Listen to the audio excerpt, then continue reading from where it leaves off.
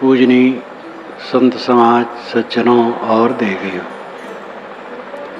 सदगुरु की एक साखी है।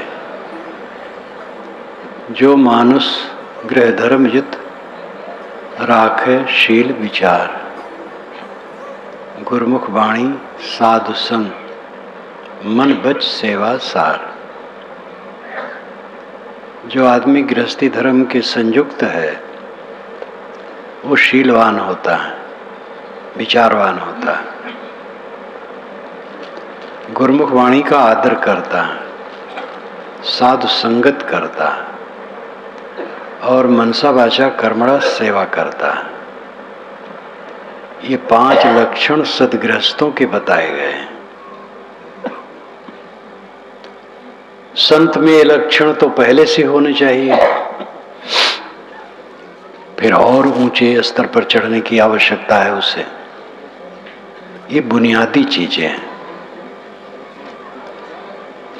जो मानुष गृह धर्म युत राखे शील विचार, शील पहला लक्षण है। शील का अर्थ होता है मेरे मन वाणी कर्मों द्वारा किसी को कष्ट न हो, ये भावना रखना। और ये भावना अगर पूरी है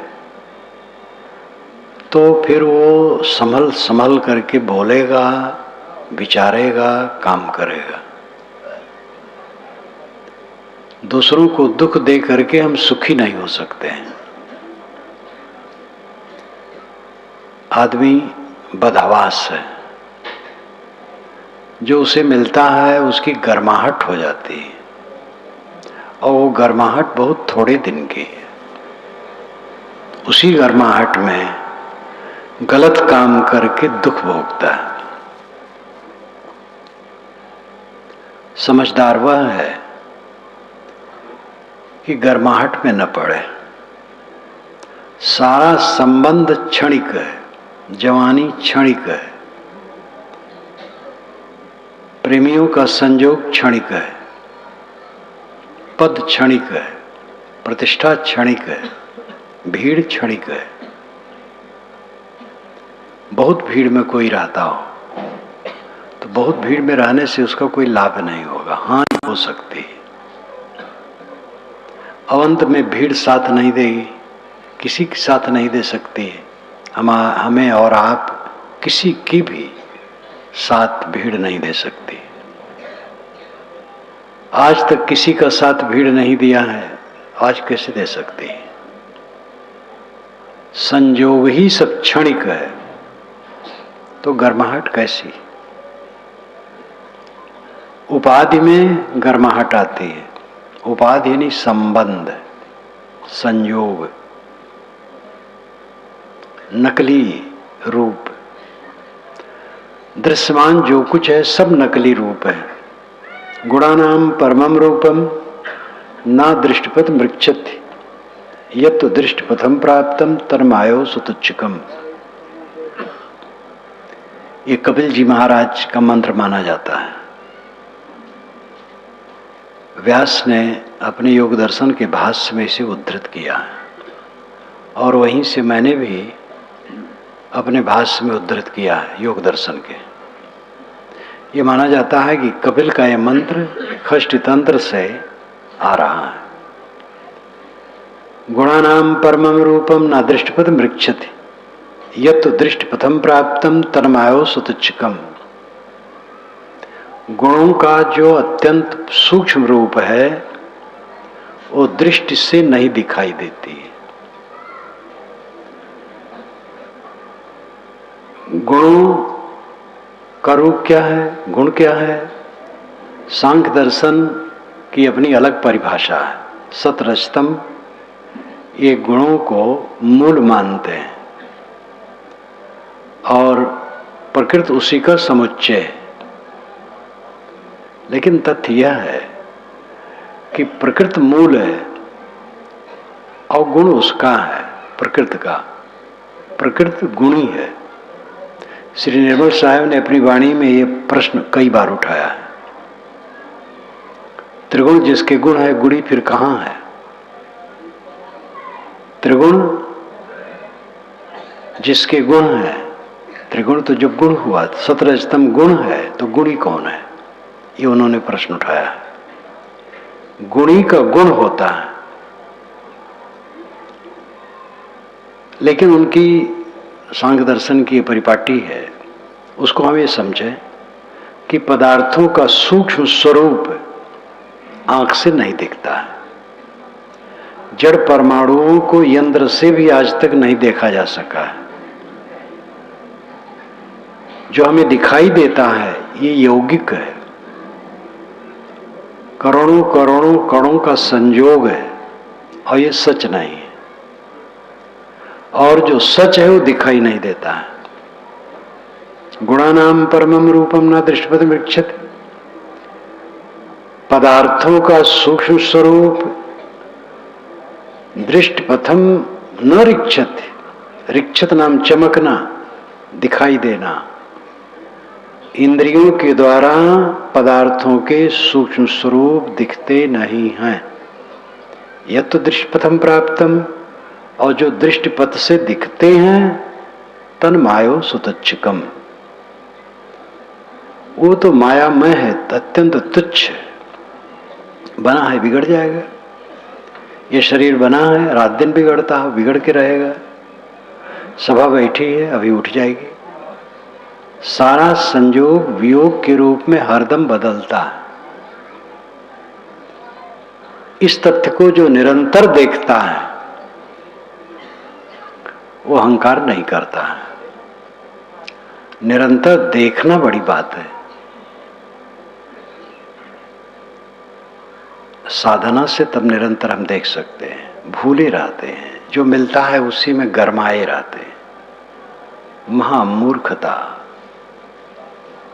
जो अभी है और अभी नहीं रहेगा उसी में गरमाए रहते हैं। और इसी भवाटवी में जीव अनाद काल से भटक रहा है। ज्ञान होने पर भी जब तक कोई साधना में समर्पित नहीं होगा ये दशा नहीं आएगी। जब निरंतर मनन चिंतन अध्ययन उसी पर जोर हो तब चित्त उधर लगेगा ठीक से, तब समझ में आएगा सब नकली है, सब नकली है। शील का व्यवहार करो, बिना त्याग के कोई शील का व्यवहार नहीं कर सकता। जो अपने आप पर त्यागी है वो शील का व्यवहार कर सकता है। जितना त्याग करोगे उतनी सेवा करोगे, और जितना भोग में लगोगे सेवा नहीं होगी। सेवा अपनी शक्ति दूसरे के सहयोग में लगाने को कहते हैं। शरीर से सेवा, धन से सेवा, वाणी से सेवा, ज्ञान से सेवा, अन्य पदार्थों से सेवा, सभी सेवा में त्याग की जरूरत होती है। जब कोई किसी को देता है कुछ तो अपने लोभ को जीत लेता है, तब देता है। जब कोई झुकता है किसी के सामने तो अहंकार को जीत लेता है। जो शरीर से कुछ काम करता है किसी का तो अहंकार को जीत लेता है, तब करता है। बिना त्याग के सेवा नहीं होती, बिना त्याग के शील का व्यवहार नहीं होता है। शीलवान बनो, अंदर बाहर शील। मेरे द्वारा किसी को तकलीफ न हो। घर में, समाज में, साथ में जो लोग रहते हैं, सबसे बड़ी जरूरी है वहां देखना मेरे द्वारा किसी को कष्ट न हो। कुछ लोग जानबूझ करके कष्ट देना चाहते हैं, और ऐसे लोगों का हृदय बहुत भयंकर होता है, वे सुधर ही नहीं सकते। जो जानबूझ करके तकलीफ देने की चेष्टा करेंगे उनका चित्त कैसे शुद्ध होगा।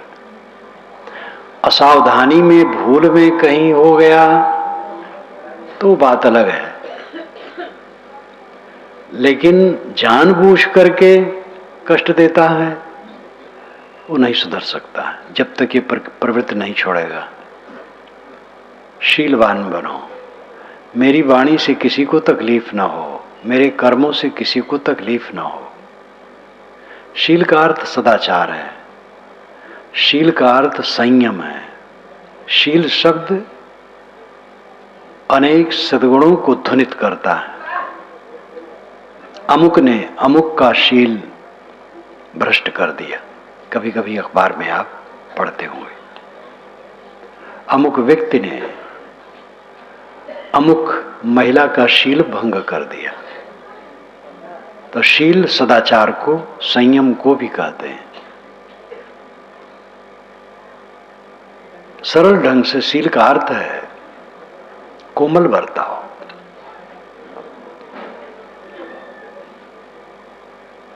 दूसरा सद्गुण है विचार। राख है शील विचार। मनुष्य की विशेषता विचार में है। मनुष्य और पशु में फर्क क्या है? विचार का। पशु भी पेट भरता है, प्रजनन करता है, अपने बच्चों को पाल लेता है और जीवन निपटा लेता है। इतना ही आदमी करता है, तो आदमी की आदमियत क्या है? पशु में विचार नहीं, प्राकृतिक ढंग से उसमें विचार नहीं, और विचार कभी उसमें आ नहीं सकता है। दो भैंस, दो गायें चर रही हैं, ट्रेन आई, एक को रौंद करके निकल गई और फड़फड़ा रहा है। दूसरा जानवर सिर उठा के देख सकता है, देख लेगा, फिर चरते चरते दूसरी तरफ चला जाएगा। उसके मन में विचार नहीं आएगा। जानवरों में विचार नहीं होता, स्वाभाविक क्रिया होती है, स्वाभाविक प्रवृत्ति होती है। मनुष्य विचारवान प्राणी है। मनुष्य और पशु में अंतर है तो विचार का अंतर है। लेकिन जिस आधार बिंदु से मनुष्य और पशु में अंतर है, उस आधार बिंदु को ही मनुष्य खोए बैठा है। जानवर में विचार तो नहीं है, लेकिन प्राकृतिक ढंग से उसका आहार सुंदर है। जो प्राकृतिक भोजन है वही करेगा। अधिकतम जानवर मांस नहीं खाते और खा नहीं सकते। नशा का सेवन तो कोई जानवर नहीं करेगा। अब आदमी विचारवान है, वो क्या करता है? दुनिया में तंबाकू की जितनी शाखाएं हैं, नशा की जितनी शाखाएं हैं, उनको गिनिए तो एक लंबी लिस्ट होगी। और ये सब का निर्माण मनुष्य करता है और मनुष्य इसका सेवन करता है। ये विचारवान है। मधुमक्खी छोटा जानवर है और वो मधुरस बनाता है, जो पौष्टिक, मीठा और अत्यंत गुणकारी प्रसिद्ध है।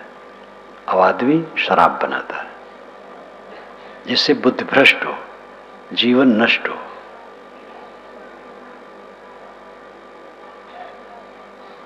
जानवर, अधिकतम जानवर गर्भाधान के लिए नर्मदा का संयोग होता है।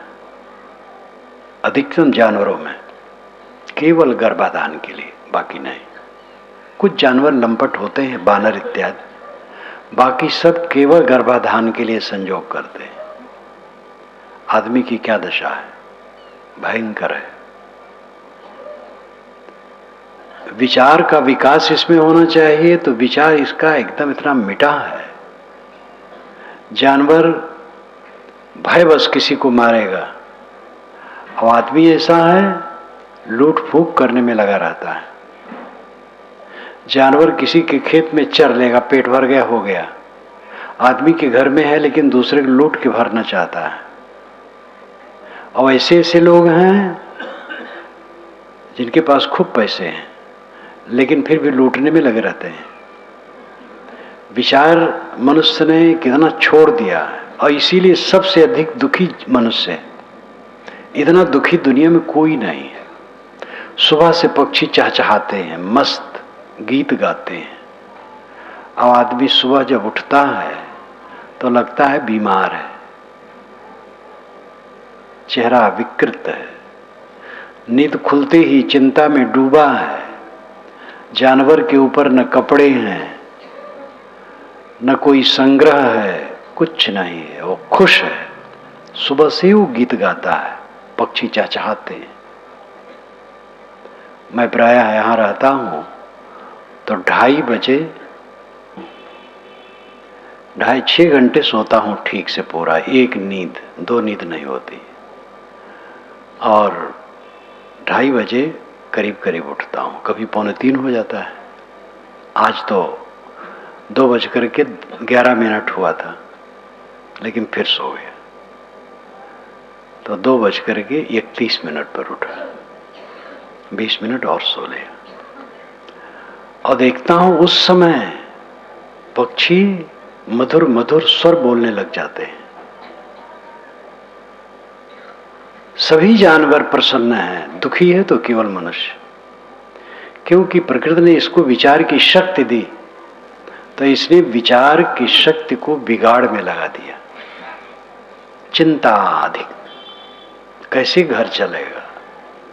सब घर अनादिकाल से चल रहे हैं, लेकिन हम चिंतित हैं घर कैसे चलेगा। और इतना ही नहीं, साधु सोचते मठ कैसे चलेगा, परिवार के लोग क्या खाएंगे। तो ऐसे साधु महंत भी हैं, सोचते हमारे साधु क्या खाएंगे, आगे कौन लिभाएगा।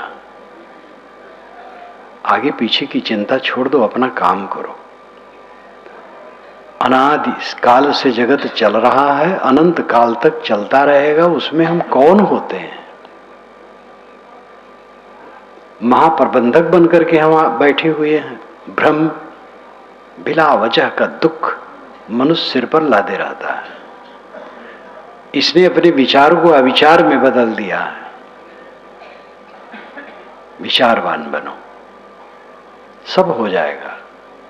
बाल बच्चे खाएंगे, साधु का मठ चलेगा, गृहस्थ का घर चलेगा,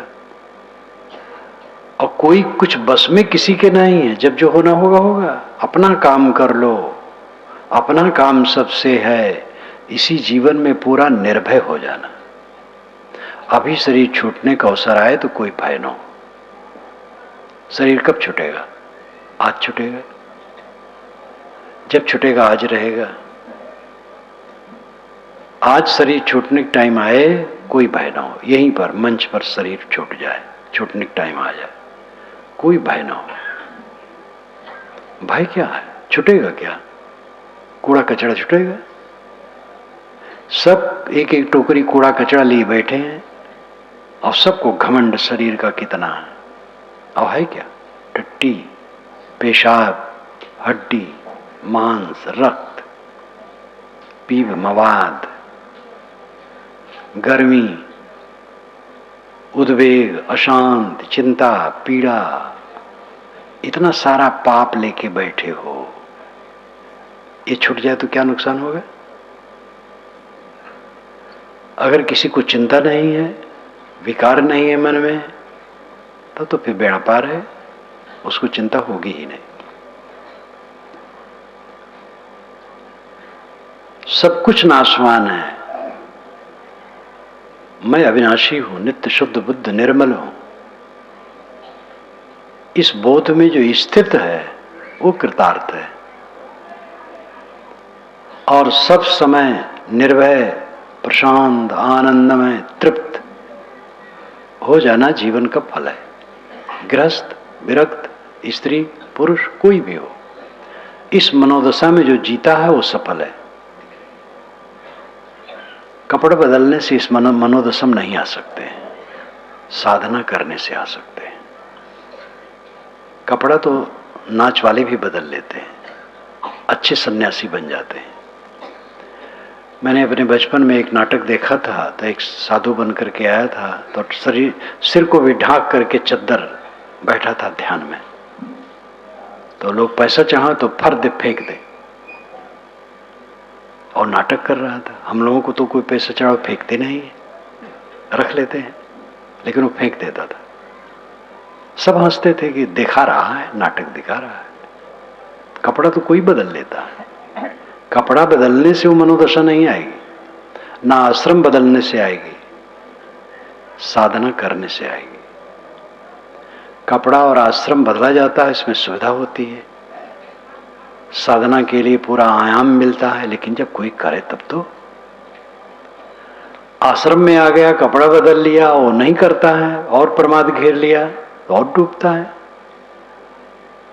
मोक्ष किसी साधु की जिम्मे की चीज नहीं है, सब मनुष्य मात्र के अधिकार में है। जीवन का परम फल है सदैव परमानंद में जीना, दुख और चिंता से मुक्त होकर जीना। ये विचार का फल है। विचारवान बनो। आप कौन हैं? इस संसार में आए हैं जो देख रहे हैं कब तक है, ये सब क्या है, इनसे हमारा संबंध कितना है, अवंत में क्या रहेगा, ये विचार करो। फिर व्यवहार में भी अपने साथी बराती से सबसे कैसे व्यवहार रखना चाहिए, जिससे किसी को तकलीफ ना हो, ऐसा व्यवहार करना चाहिए। राखे शील विचार गुरुमुख वाणी, गुरुमुख वाणी का आदर करना चाहिए। गुरुमुख वाणी निर्णय हुई। श्री रामराज साहब ने कहा गुरुमुख वाणी निर्णय हुई। निर्णय गुरुमुख वाणी है। निर्णय क्या है? 2-2 4 कहीं का भी हो, सभी शास्त्र आदरणीय हैं। जो लोग अपने ग्रंथ को अनादि आकाशी ईश्वरी मानते हैं, वे दूसरे के ग्रंथ को आदर नहीं देते हैं, और ये झूठ है। कोई पुस्तक आकाश से आई है, कोई पुस्तक आकाश से आई होती तो बेरोक टोक सब मान लेते। सूरज को सब मानते, हवा को सब मानते, आग पानी को सब मानते। ऐसे स्वाभाविक कोई पुस्तक आती आकाश से सब मान लेते। क्योंकि सारी पुस्तकें मनुष्य ने बनाई है, इसलिए हमारी जिम्मेदारी क्या होती है, कर्तव्य क्या होता है?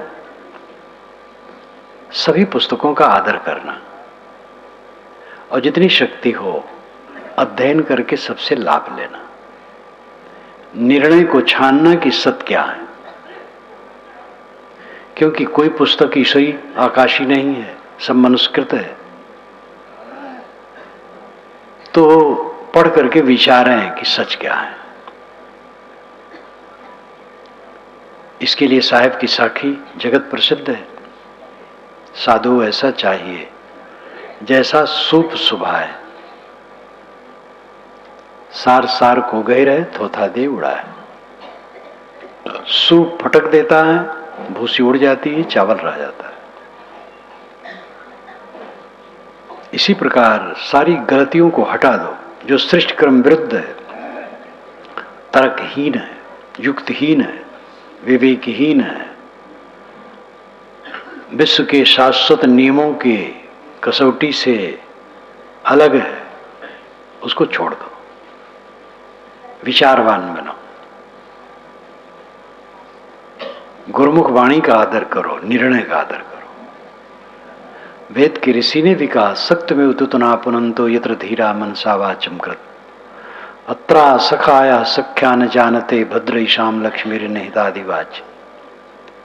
जैसे चलनी से सत्तू छाना जाता है, वैसे विवेक से वाणी को छानो। ऐसी जगह ही कल्याणकारी लक्ष्मी निवास करती है और मित्र मित्रता के भेद को जानते हैं। वेद के ऋषि चलनी का उदाहरण देते, कबीर साहब सूप का।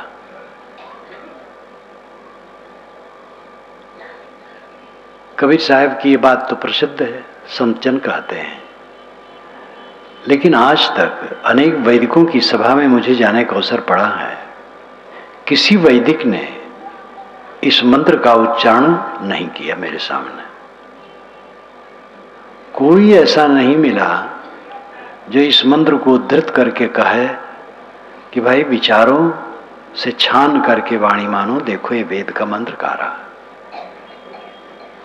ये चिंतन का अभाव, उदारता का अभाव है। गुरुमुख वाणी निर्णय वाणी, भूत प्रेत जादू टोना जंतर मंत्र झाड़ फूक, ये सब गुरुमुख वाणी के मनन न करने का फल है।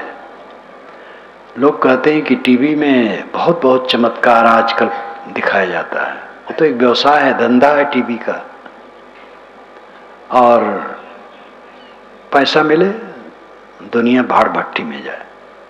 विषय वासना उत्तेजक दृश्य और श्राव्य यानी शब्द, और भ्रम उत्पादक दृश्य और शब्द टीवी में बहुत आ रहे हैं। विज्ञान का आधार लेकर के अविज्ञान का प्रचार बहुत हो रहा है। इससे अपने को बचाओ। जितना चमत्कार और अंधविश्वास है सब झूठे हैं। कोई वायव्य शक्ति आपके ऊपर नहीं तैर रही है जो आपको तकलीफ या सुख दे। हमें और आपको सुख और दुख हमारे अपने मन, वाणी और इंद्रियों के कर्मों से होते हैं। उसी को सुधारना। गुरुमुख वाणी, निर्णय वाणी, पारक सिद्धांत की वाणी मनन करें। सभी मतों में आंशिक निर्णय है, लेकिन पूरा का पूरा साफ पारक सिद्धांत के अलावा कहीं दिखाई नहीं देता। ये पक्षपात मेरा नहीं, कोई भी देख सकता है। आंशिक निर्णय हर जगह है, कहीं वो अंश ज्यादा है कहीं कम है, लेकिन सर्वांश भ्रांति रहित यथातथ्य पारक सिद्धांत कहता है। पारक सिद्धांत किसी का नहीं है, कबीर पंथ का नहीं है, किसी का नहीं है। पारक का मतलब परख करके समझना। सिद्धांत का मतलब है जो अंत में सिद्ध हो। निर्णय करो जो अंत में सिद्ध हो, वही पारक सिद्धांत है। गुरुमुख वाणी का आदर करो। सज्जन वह है जो गुरुमुख वाणी का आदर करता है।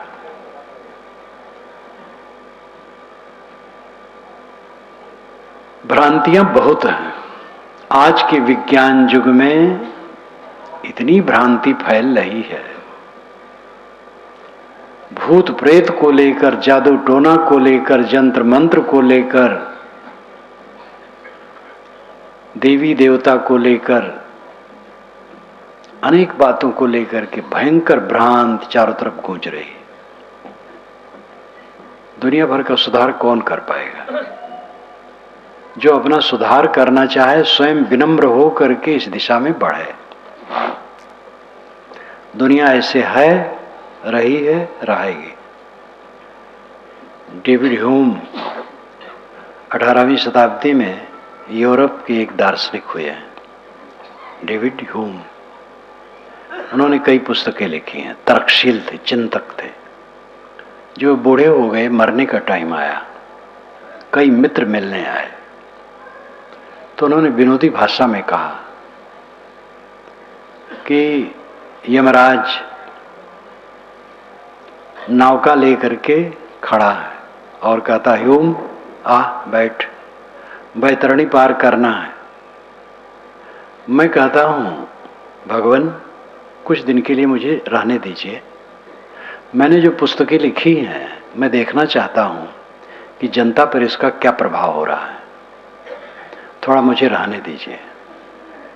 यमराज कहता है, मिथ्याभिमानी ह्यूम,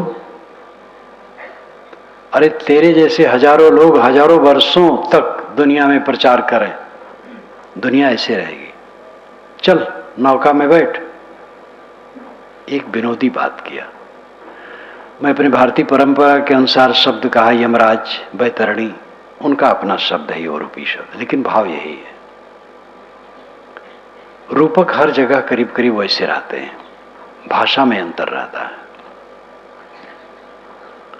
कोई ज्ञानी ये समझे मैं दुनिया को बदल दूंगा तो वो पागल है, ज्ञानी नहीं है। दुनिया पहले थी वैसे आज है, आगे रहेगी। इसमें कुछ लोग चेतेंगे निर्णय पा करके, इसलिए परिश्रम करना चाहिए। लेकिन परिश्रम ज्ञानियों को करना चाहिए अपना हाथ पैर बचा करके,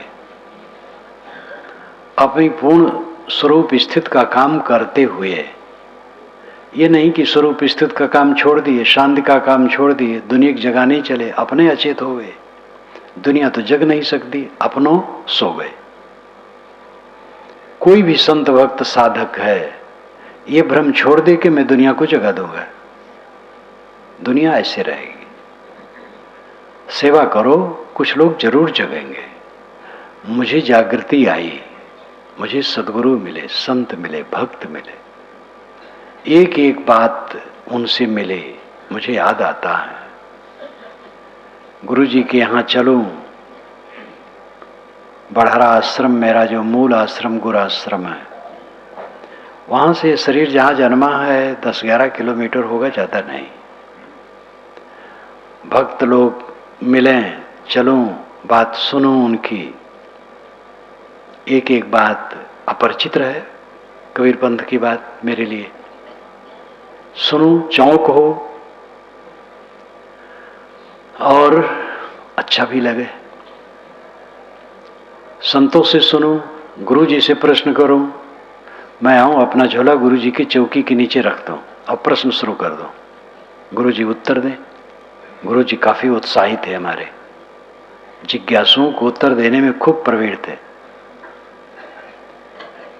भक्तों, संतों और गुरु जी की प्रेरणा से, विचारों से मुझे मिला और नींद खुली, तो होता है, लाभ होता है। गुरु जी न मिले होते, संत भक्त न मिले होते, हम कहाँ होते पता नहीं, ये दशा होती, भटकते होते। इसलिए संत गुरु का बड़ा उपकार है, अपने भक्तों का उपकार है, सबका उपकार है। हमें और आपको भी चाहिए सेवा करें। लेकिन आप सेवा क्यों करते हैं? यही तो उपदेश करते हैं, दुनिया झूठी है, रहने वाली नहीं है, भजन करो, साधना करो, सुधार करो। तो ये काम पहले अपना करें, अपना ऐसे रहें, सब समय लगे कि सब झूठ है, रहने वाला नहीं। आप कहेंगे ये सब दिखाई देता, झूठ कैसे है? ये झूठ और सांच दोनों है। दिखाई देता है, झूठ नहीं है। लेकिन झूठ की परिभाषा यह है एक कि जो कभी नहीं है वो झूठ है। जैसे खरगोश के सींग कभी नहीं है, वो झूठ है। बंध्या का पुत्र कभी नहीं, वो झूठ है। आकाश का फूल कभी नहीं, वो झूठ है। एक झूठ ही है। और एक झूठ वह है जो अभी है और अभी न रहे। देखो ये सभा बैठी है, अभी उठ जाएगी, सभा झूठ हो जाएगी। मेरे शरीर की बाल्यावस्था झूठ हो गई, कौमार झूठ हो गया, जवानी झूठ हो गई, बुढ़ापा भी झूठ हो रहा है, अब जर्जरता आ रही है, शरीर एकदम शून्य हो जाएगा, झूठ हो जाएगा। तो ये दूसरे नंबर का जो झूठ है, उस झूठ की मैं चर्चा करता हूं। ये जगत आकाश कुसुम की तरह नहीं है, खरगोश की सींग की तरह नहीं है। ये है, परिवर्तनशील है। जो रूप अभी है आगे नहीं रहेगा, हर समय रूप बदलता है। लोग धोखा में क्यों पड़ते हैं? बच्चे को पालते हैं, प्यार देते हैं, पढ़ाते हैं, लिखाते हैं, बड़ा बड़ा गुमान करते हैं। जब वो जवान होता है, अपनी रुचि के अनुसार चलता है तो चोट लगती है, फिर घृणा करते हैं, फिर द्वेष करते हैं, फिर पिता पुत्र में बैर बढ़ता है। ये ध्यान ही भूल जाता है कि बच्चे जिस ढंग से मासूम निर्मल चित्त अभी हैं, क्या जवान होने पर वैसे रहेंगे? जवान होने पर उनमें अनेक कामनाएं होंगी, उनके स्वाभाविक संस्कार और आदतें उठेंगी, जवानी का प्रमाद आएगा। पहले सावधान रहो, सेवा कर दो बच्चों की, उनको लिखा पढ़ा दो, सिखा दो, रास्ता दिखा दो, फिर जैसे करें अपने को संभाल के रखो। हम भावुक हो जाते हैं, सब कुछ बदलने वाला है, कुछ स्थिर नहीं। पति पत्नी का पारस्परिक संयोग शुरू में जो होता है, जब देवी बच्चे वाली हो जाती है, बहुत फर्क हो जाता है और अधिकतम माताओं का वर्चस्व बच्चों पर हो जाता है। क्योंकि वो प्यार देती है। और पिता समझता है कि मैं तो किसी कर्म लायक नहीं रहा। ये दो पति पत्नी मिलने मुझसे आए, दोनों शिक्षित अच्छे स्तर के। उन्होंने कहा महाराज इनको समझा दीजिए, ये बच्ची का पक्ष लेती हैं, बच्चे सब इन्हीं की तरफ रहते, मैं अकेला हो जाता हूं। तो मैंने कहा वो सेवा करती है, स्नेह देती है, तुम तो केवल डांट करते होगे, तुम भी स्नेह दो, बस उसी में मिल जाओगे, अकेला होने की जरूरत ही नहीं है। पुरुष का स्वभाव डांटगास और माता का स्वभाव कोमल। एक समान दृश्य रहने वाला नहीं है, सब बदलने वाला है। इसलिए जो एक क्षण रहे दूसरे क्षण न रहे, वैसा वो भी झूठ है। सारा संबंध झूठ है, वैसा रहता नहीं है। और एक दिन पूरा संबंध शून्य हो जाता है। गुरवाणी का विचार करो, निर्णय वाणी का विचार करो, साधु संगत करो। ये चौथी बात है। साधु संगत का अर्थ है अच्छी रहनी से जो रहते हो, अच्छी वाणी बोलते हो, अच्छा व्यवहार करते हो, उनकी संगत साधु संगति है। ये कपड़ा साधु कहो, उसकी संगत करो, ये साधु संगति है, ये नहीं कहा जा सकता। साधु के कपड़े में कुसंगी आपको मिल सकते हैं। साधुओं का वेश का जो ठाट है दुनिया में, भारतवर्ष में, बड़ा बड़ा कुसंग है। अच्छे संत हैं और संत वेश में गड़बड़ भी है। ऐसे साधु वेशधारी मिलेंगे कि आपके विवेक विचार ठंडे हो जाएं, ऐसी ऐसी बात करेंगे। साधु वेश में जो है आशा हमें यही होती है कि इनके द्वारा निर्णय, ज्ञान, वैराग, भक्ति, पवित्र रहने के ही निर्देश मिलेंगे। परंतु साधु संगति है, साधु वेश में हो, किसी वेश में हो, जिसकी रहनी ठीक है, जिसकी वाणी ठीक है, जिसके कर्म ठीक है, जिसमें अंतर्मुखता है, उसकी संगत करो, उससे रोशनी मिलेगी। हजरत मोहम्मद ने कहा है हदीस में, जो कम बोलता हो और दुनिया से उदास रहता हो, उसके पास बैठो, उससे तुम्हें रूहानी ताकत मिलेगी, आत्मिक शक्ति मिलेगी। दुनिया से उदास रहने का मतलब है चक्कर मकर में न भूलता हो, सादा रहता हो। दुनिया से उदास का मतलब कर्तव्य छोड़ देना नहीं है, कर्तव्य तो करना चाहिए। और सभी महापुरुषों ने यह निर्देश दिया है, साधु संगति, जिसकी संगत से हमारे में परिवर्तन आए, वो साधु संगति। अब साधु संगत अच्छी, लेकिन हम ही गलत हैं, पात्रता हमारे में नहीं है, तो साधु का क्या दोष है? साधु संत अच्छी बात कहते, अच्छी रहनी में भी है, लेकिन हमारे में पात्रता नहीं, हम ले ही नहीं रहे हैं, तो क्या करेंगे? साधु संगत करो, जिनकी संगत में बैठने से, रहने से विचार भक्ति की तरफ, ज्ञान की तरफ, सेवा की तरफ लगे, श्रद्धा की तरफ लगे, आत्मोन्नत की तरफ लगे, वो साधु संगति। वो साधु वेश हो, गृहस्थ वेश हो, कोई भी हो। अंतिम बात है मनवच सेवा सार, मनसा वाचा कर्मणा सेवा करो। सेवा सबको जरूरी है। देखो ये पंडाल बना है, किसी ने बनाया है, सब काम हमारे साधु के हैं, पूरा का पूरा जो आप देख रहे हैं सब काम साधु के हैं। इनमें आपसी संगठन बढ़िया है और सब तत्पर रहते हैं, तो सेवा किए हैं तो हम लोगों को सुविधा मिली है। लाइट लगाना और कुल सब का सब पूरा टोटली सब ये लोग के, ये सेवा है। कितने संत भक्त आए, वो भी सेवा में लग गए हैं जब आए हैं। भोजन परोसने में खूब लोग डट पड़ते हैं, बनाने में, अमनिया करने में, सफाई में, हर काम में ये सेवा है। शरीर से सेवा होती है, धन से होती है, मन से होती है, वाणी से होती है, ज्ञान से होती है। जिसकी शक्ति जैसी है कुछ ऐसा करना चाहिए जिससे दूसरे को सहयोग हो, ये सेवा है। घर में जरूरी है, बाहर जरूरी है, हर जगह जरूरी है। परिवार में है, कोई काम करता कोई नहीं करता है तो ठीक नहीं है, काम सबको करना चाहिए।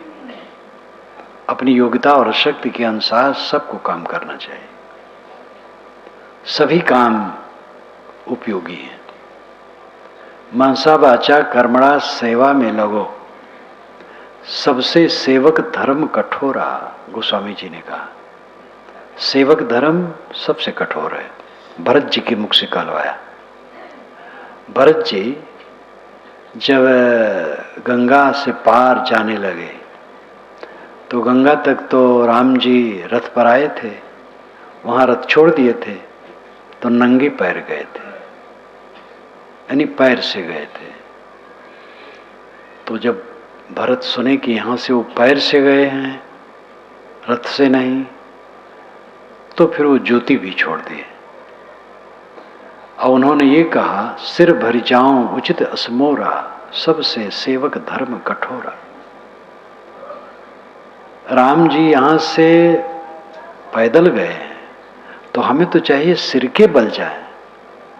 पैदल हो गए, हम भी पैदल जाएं, शोभा नहीं है, लेकिन मजबूर हूं, ऐसी आदत नहीं है, पैदल जाना पड़ रहा है तो कम से कम जूती तो नहीं पहनोगे, चाम नहीं काट सकता, जूती नहीं पहनोगे। ये गोस्वामी जी ने इस चीज को उभारा है। तो इससे भरत जी की गंभीरता सिद्ध होती है। अगर आप किसी के सामने झुकते हैं तो आप बड़े हो जाते हैं। जो पलड़ा झुकता है तराजू का, वो कीमती हो, उसका माल कीमती हो जाता है। कबीर नवे सो आप को और को नवे न कोय, घाल तराजू तौलिए नवे सो भारी होए। साहब कहते हैं जो झुकता है अपने लिए झुकता है, दूसरे के लिए कोई नहीं झुकता। झुका तो खुद वजनदार हो जाता है, बड़ा हो जाता है। कोई व्यक्ति आपको मिले कि जो आपकी सेवा कर दे, सहयोग कर दे, तो आपके दिल में वो बस जाएगा। सेवा सबको प्रिय है, हमें भी सेवा करना चाहिए। जहां रहो सेवा परायण रहो, सेवक रहो, सब सेवक है। गुरु भी सेवक है। गुरु अपने को गुरु न माने, भोला है जो अपने गुरु मानता है, वो भी सेवक है समाज का। सब सेवक है। दोपहर के पहले कुछ अधिकारी लोग मिलने आए थे, अफसर लोग। तो उन्होंने कहा, महाराज महंत जी। मैंने कहा, भैया मैं महंत नहीं हूं। फिर उन्होंने कहा, मैंने कहा महंत मैं नहीं हूं। महंत या तो कोई है ही नहीं है, सब सेवक हैं। हम सब मिलजुल करके काम करते हैं बस। वेद में आती है बात मरुत के लिए। मरुत वह सब भाई भाई हैं, उसमें कोई छोटा बड़ा नहीं है, सब एक साथ चलते हैं। मरुत का मैंने वेद क्या कहते में वर्णन किया है। मरुत सब एक साथ रहते हैं, उसमें कोई छोटा बड़ा नहीं, सब सहयोगी हैं। और इसी की जरूरत है। बहुत बड़ा छोटा मान करके झंझटे बढ़ती और कुछ फायदा नहीं। तो मैंने कहा, तो एक अधिकारी ने कहा, महाराज तो आपको क्या कहूं? तो मैंने कहा, आप मनुष्य मैं मनुष्य हूं, बस दोनों मनुष्य हैं और कुछ न कहें। तो हंसने लगे। सब सेवक हैं और अपने ढंग से सबको सेवा परायण होना चाहिए। मन वच सेवा सार, मनसा वाचा सेवा करो, तब सार सार जीवन का लाभ होता है। कुछ लोग सेवा में अपनी तौहीनी समझते हैं, ये उनकी त्रुटि है। जाए गुरुद्वारे गुलामी करबे, ये बचपन में मैंने सुना था माताओं के मुख से गीत। जाए गुरुद्वारे गुलामी करबे, गुरुद्वारा जाएंगे तो वहां गुलामी करेंगे, सेवा करेंगे। सेवा परायण रहो। जो जिनकी शक्ति उस ढंग से सेवा करें, हर जगह परिवार में रहें, सेवा परायण रहें, आलसी न रहें। सेवा से उन्नति होती है, श्रम से उन्नति होती है। श्रम सेवा है। जिस घर में, जिस परिवार में, जिस समाज में संगठन टूटता है, सेवा टूटती है, अहंकार बढ़ता है, मैं बड़ा मैं बड़ा, तो आपस में मिलते ही नहीं, बातें नहीं करते, कोई मीटिंग नहीं, फिर कौन किससे कहे, फिर बिगड़ने लगता है, बिगड़ते बिगड़ते खराब हो जाता है। एक दूसरे से मिलो, झुको, विनयी हो जाओ। परिवार में पिता पुत्र, पति पत्नी, भाई भाई मिलें, समाज में, साधु समाज में गुरु भाई गुरु शिष्य मिलें, किसी धंधे में हैं पार्टनर लोग, सब आपस में मिल करके बैठे, मीटिंग करें, विचार करें। हर जगह की जरूरत है मिलना, मीटिंग, ईटिंग, एक साथ बैठ करके घर भर खाओ, एक साथ बैठ करके सब लोग विचार करो, काम करने के लिए निर्णय करो, कदम उठाओ, काम करो, सेवा परायण रहो। यहाँ पर आप लोग आए हैं, जो जिस योग्य हों, यहाँ के जो कार्यकर्ता साधुओं से पूछे क्या करूं, मेरे लायक सेवा क्या है, मैं कैसे करूं, और जैसे वो बताओ करो, ये सीखो। ऐसे कहीं जाओ, बारात में जाओ, बाराती बन के बैठे न रहो, वहां भी सेवा करो। विदेशियों की नकल हम लोग करते हैं, खड़े खड़े पेशाब करना, सिगरेट पीना इत्यादि का। विदेशियों में कई गुण हैं। वो जिसके घर जाते हैं, भोजन करते हैं, तो थाली धो के अपना खुद धर देते हैं और सेवा परायण होते हैं। मैं हवाई जहाज में चल रहा था, भारत से काठमांडू जा रहा था, दोबारा की बात है शायद, बनारस से उड़ा था, तो यूरोप के लोग थे, तो फल खाया, तो मेरा दोना पास के यूरोपियन ने ले लिया और टोकरी में जाके डाल दिया। कुछ परिचय नहीं, कुछ मतलब नहीं, कितना भाव उनका था। मैं देना नहीं चाहा, लेकिन उन्होंने ले लिया। तो यूरोपियन के और विदेश के कई जो गुण हैं उसको हम नहीं लेते, उनके दुर्गुणों को लेते हैं। सेवा परायण बनो, और हर जगह सेवा की जरूरत है। पूरे संसार से मुझे सेवा मिलती है। देखो, हवा मुझे मिल रही है, हवा सेवा दे रही है, प्रकाश सेवा दे रहा है, आग,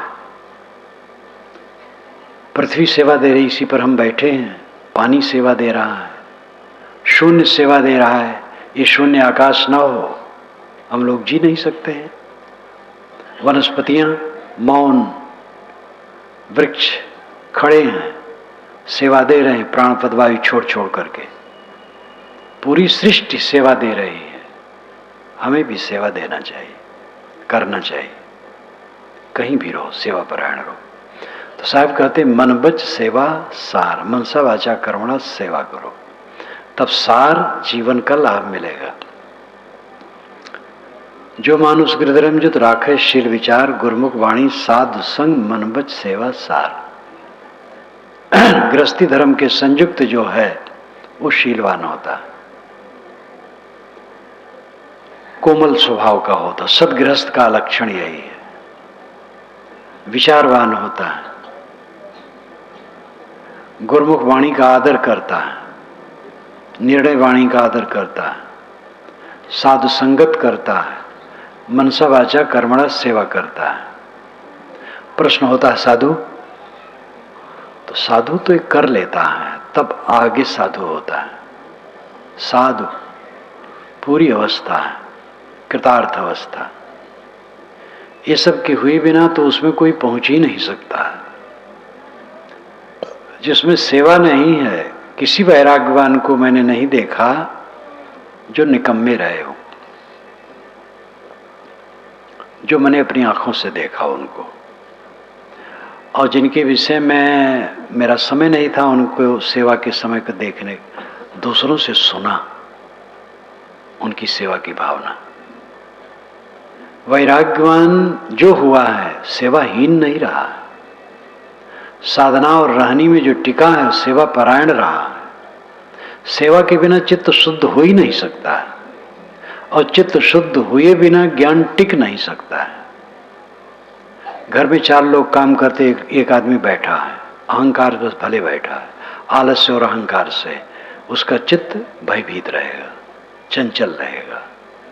ये लोग काम करते, मैं नहीं करता हूं, लोग मुझे सोचते होंगे कुछ। अपनी योग्यता की सेवा जो नहीं करता है उसका चित्त शुद्ध नहीं होता है, और जो सेवा करता है उसका चित्त शुद्ध हो जाता है, प्रसन्नता हो जाती है, हृदय स्वच्छ हो जाता है। जैसे कमाए हुए खेत में बीज डालने से बीज उगते हैं और फसल अच्छी होती है, ऐसे सेवा से शुद्ध चित्त में ज्ञान के बीज जब पड़ते हैं तो लहलहा उठते हैं। साधकों में उन्नति क्यों नहीं होती? सेवा परायणता नहीं।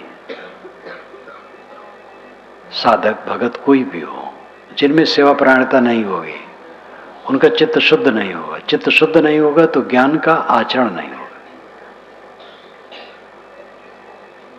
तो साधु तो ये सब करके और ऊपर उठ जाता है। जो दुराचारी हैं वे अशांत हैं, जो सदाचारी हैं वे उस ढंग के अशांत नहीं हैं, लेकिन पूरी शांत उनको भी नहीं है। सदाचारी तो हैं लेकिन मोह है, राग द्वेष मन में है, तो पूरा शांत वो भी नहीं हो सकते हैं। वैराग्यवान है और राग द्वेष को त्यागते हैं, लेकिन अगर पूरी अवस्था नहीं पहुंची है तो पूरी शांत उनको भी नहीं होगी। जितने अंश में राग होगा, द्वेष होगा, उतने अंश में अशांति होगी। ये गणित की तरह है, इसमें क्षमा उमा कहीं नहीं है। इसीलिए लोगों ने ऐसा ईश्वर बनाया है कि उसके सामने गिड़गिड़ा दो, क्षमा मांग लो और कुल दे जाए। ऐसा ईश्वर नहीं है।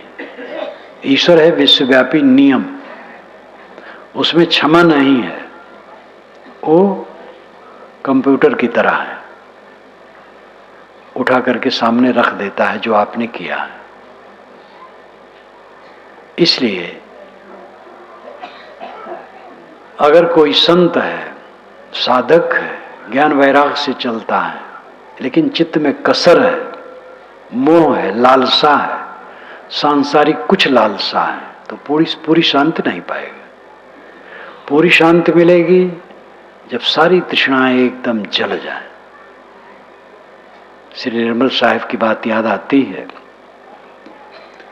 देह द्वार ते जगत ज्ञान है, जगत ज्ञान है दुखदाई।